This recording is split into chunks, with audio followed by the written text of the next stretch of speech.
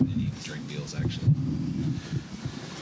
Go ahead, Gallup. Dub, what'd you feel out there just in terms of the intentionality on every possession? It just seemed like there was great, attention to detail and focus out there.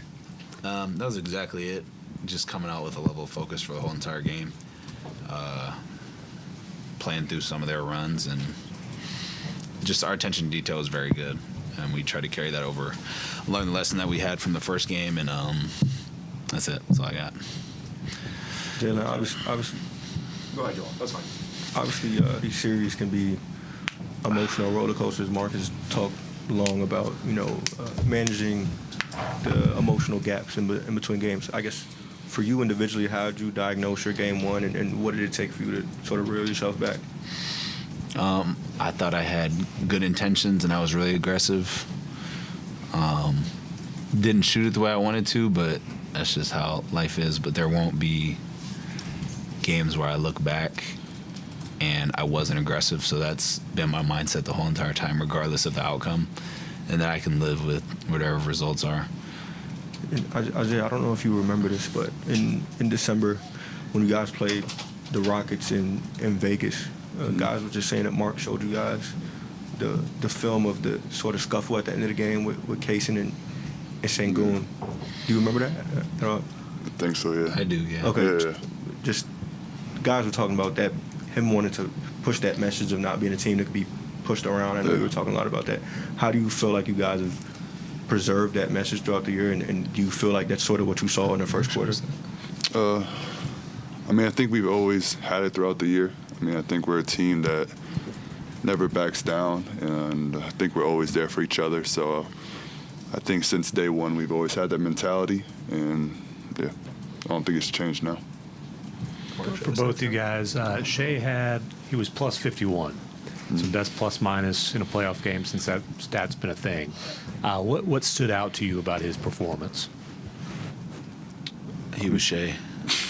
Great answer. Yeah. To keep it 100 with you, yeah. I don't understand how the plus and minus stuff works.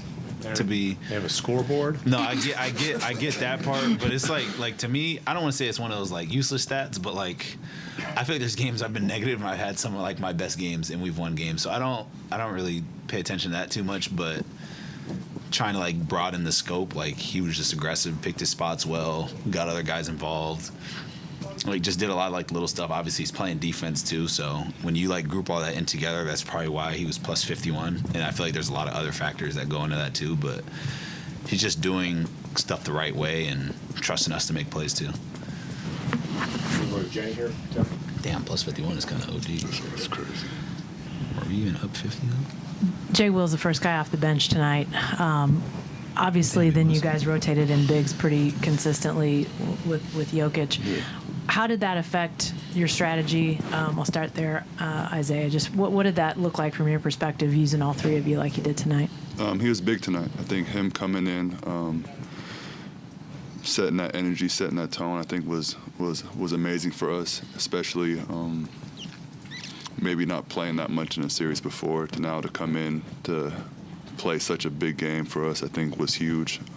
Him staying ready, him mentally staying ready was big, and he did a lot of great stuff for us tonight.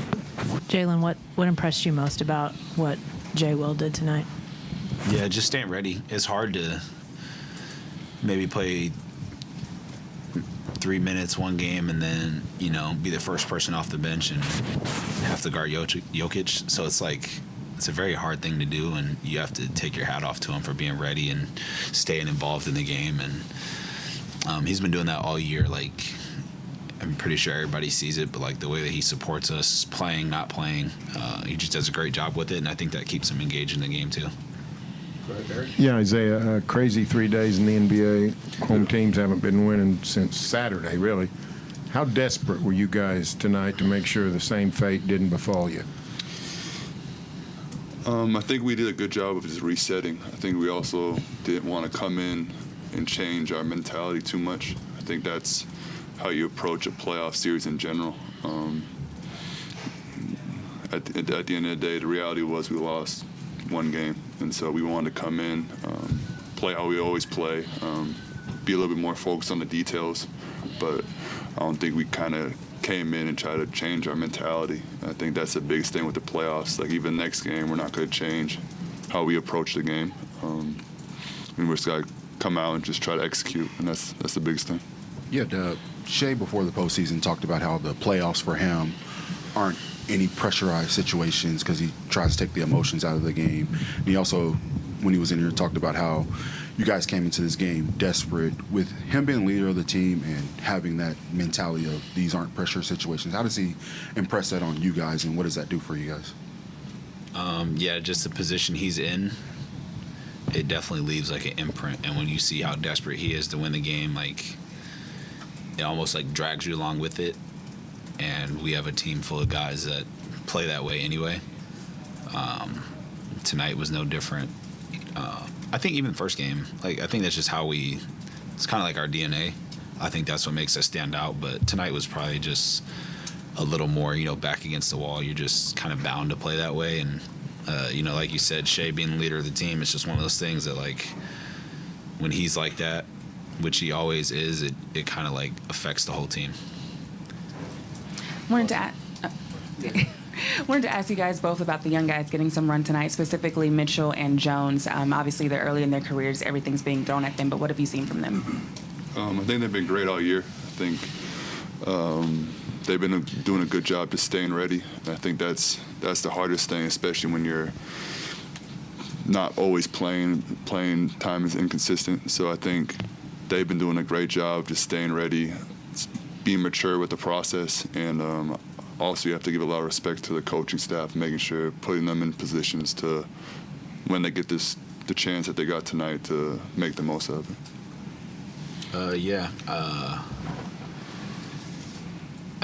I think as like one of the leaders on the team, it's just I always try and like keep that in the back of my mind that like some guys aren't playing and they're still here every day, and I try and take my hat off to the guys that do like our high intensity every day and are in there ready for these moments. And you never know when your number's going to get picked, and I've been heavy on telling them that.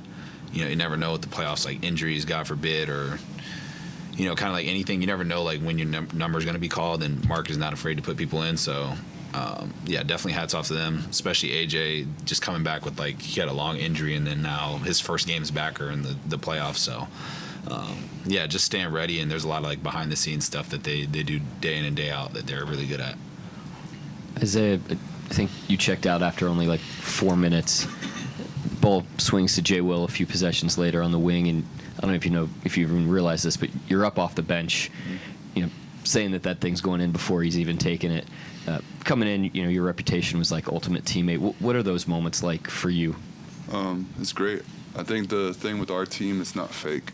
Like, it's genuine. We're not doing it to make the media think that we're all team players. We really want each other to succeed. And so I think just kind of giving back to what he's been giving to us all season, I think it's the least we can do. But again, it's all genuine. I want him to succeed the same way he wants me to succeed. And so, yeah. Deb, with some superstars, they're relatively hard to play with. Shea's not one of those guys, obviously. But I just wanted to ask, what is it about his game and your game that allows it to be so cohesive? Because it doesn't feel like you guys are taking turns out there. It feels very natural. From my viewpoint, if he calls for the ball, you usually just throw it to him, and that works out pretty well.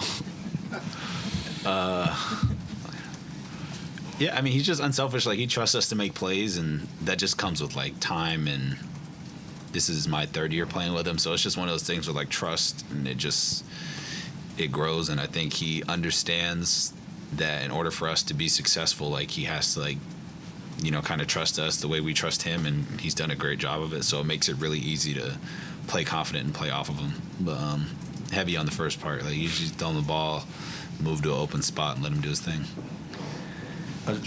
Isaiah, obviously the way you guys manage your physicality with Jokic is one of the subplots people are watching for in this series. Did you sense a change in sort of the way he was being managed by the officials and sort of the physicality you guys were allowed to dish out to him?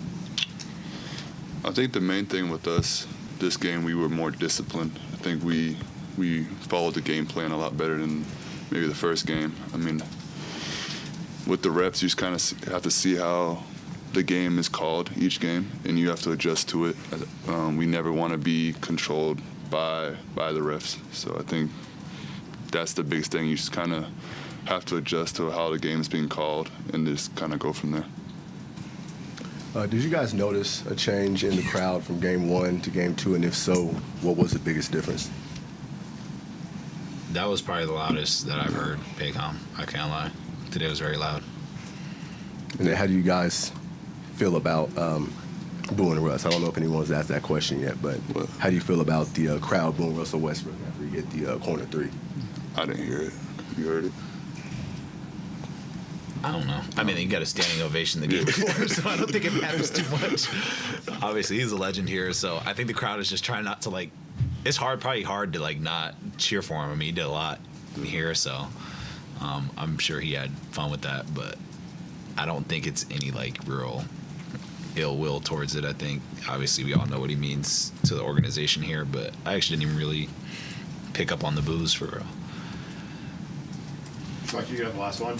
Yeah, Chet was just talking about Kenrich and kind of how he was kind of helping him the last couple days, you know, after missing the 2 free throws and kind of trying to give him some perspective. Is that something that you see Kenrich doing throughout the season for everybody? Is that kind of his Kenny. role in the locker room? Yeah, big Unk.